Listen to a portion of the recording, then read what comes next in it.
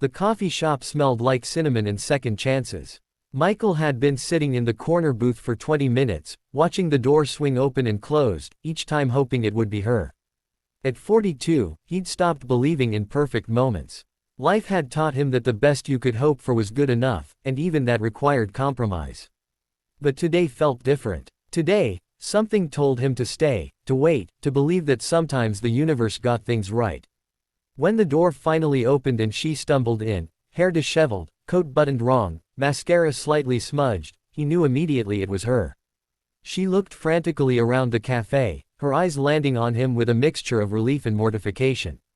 "I'm so sorry," she gasped, rushing toward his table. "The bus broke down, and my phone died, and I couldn't even call to tell you, and I know you probably think I'm completely unreliable, and I wouldn't blame you if you just left, and I've been waiting my whole life," Michael said quietly, standing up with a gentle smile. "What's another 20 minutes? Emma froze mid-apology, her mouth still open, words evaporating in the warmth of his response. She'd prepared herself for irritation, maybe even anger. In her experience, people didn't wait. They didn't understand. They certainly didn't smile at you like you were worth the inconvenience. What? She managed. Michael pulled out her chair. "Please, sit down. You look like you've had quite the morning." As she settled into the seat, still catching her breath, Emma studied the man across from her. His profile on the volunteer coordination website hadn't done him justice. The photo showed a professional-looking man with graying temples and tired eyes. In person, those eyes held something the picture had missed, kindness that ran deep, the kind that couldn't be faked or filtered. "I really am sorry," she said again, quieter this time. "You took time out of your day to meet about the community program, and I—" "Emma," he interrupted gently. "It's okay. Really. Can I get you some coffee? You look like you could use it." She nodded gratefully, and as Michael went to the counter, Emma let herself breathe. She'd been terrified of this meeting. After her mother's death 6 months ago, she'd been drowning in medical bills, working double shifts at the diner, barely keeping her head above water. The community outreach program was supposed to be her fresh start, a way to give back despite having nothing left to give. And she'd almost ruined it by being late. Michael returned with 2 steaming mugs and a blueberry muffin. "You mentioned in your email you hadn't eaten breakfast." Emma's eyes stung. "I didn't think you'd remember that." "I remember a lot of things," Michael said, settling back into his seat. "Like how you wrote that you wanted to volunteer with elderly residents because your grandmother raised you. And how you believe everyone deserves to feel seen, especially those society forgets." The tears came before Emma could stop them. "I'm sorry," she whispered, wiping her eyes with the back of her hand. "I'm not usually like this.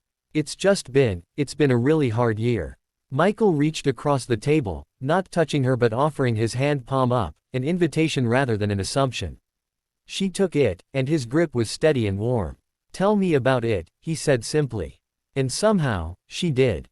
The words poured out, about her mother's long battle with cancer, the crushing medical debt, the apartment she was about to lose, the shame of standing in line at the food bank, the exhaustion of working 70-hour weeks and still falling short.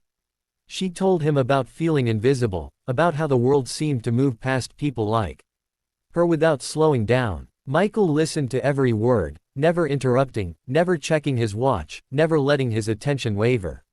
When she finally ran out of words, Emma felt hollow and light at the same time, like she'd been carrying a weight so long she'd forgotten it was there until it was gone.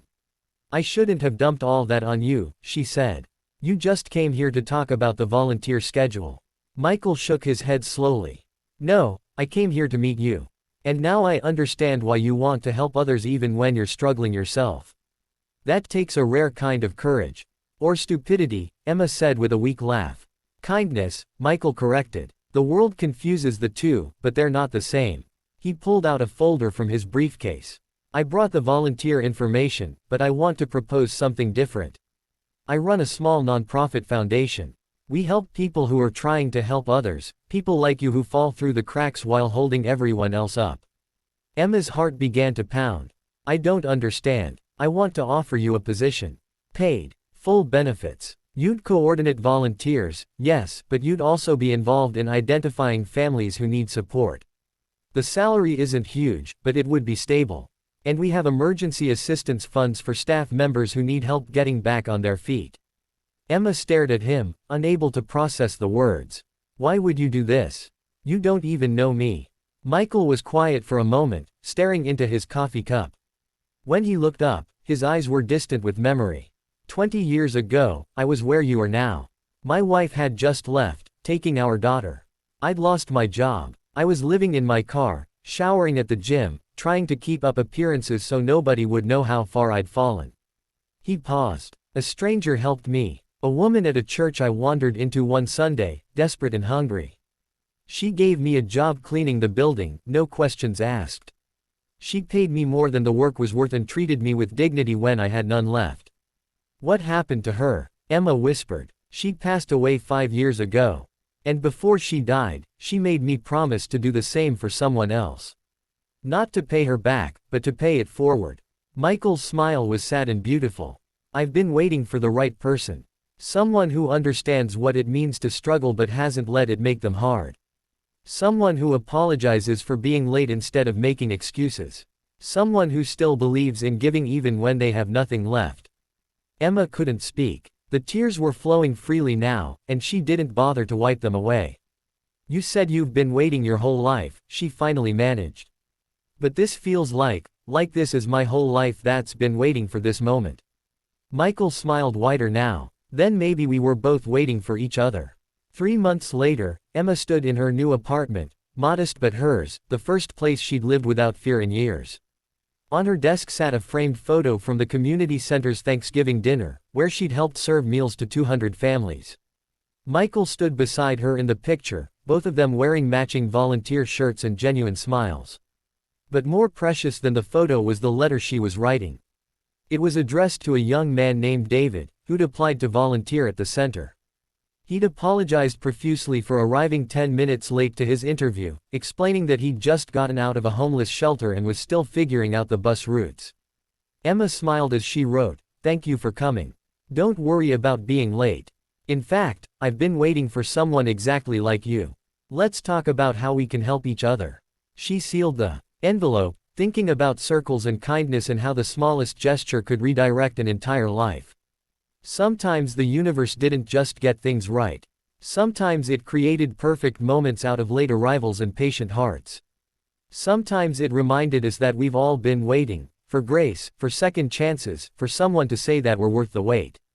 And sometimes, that waiting is exactly what prepares us to recognize the moment when it finally arrives.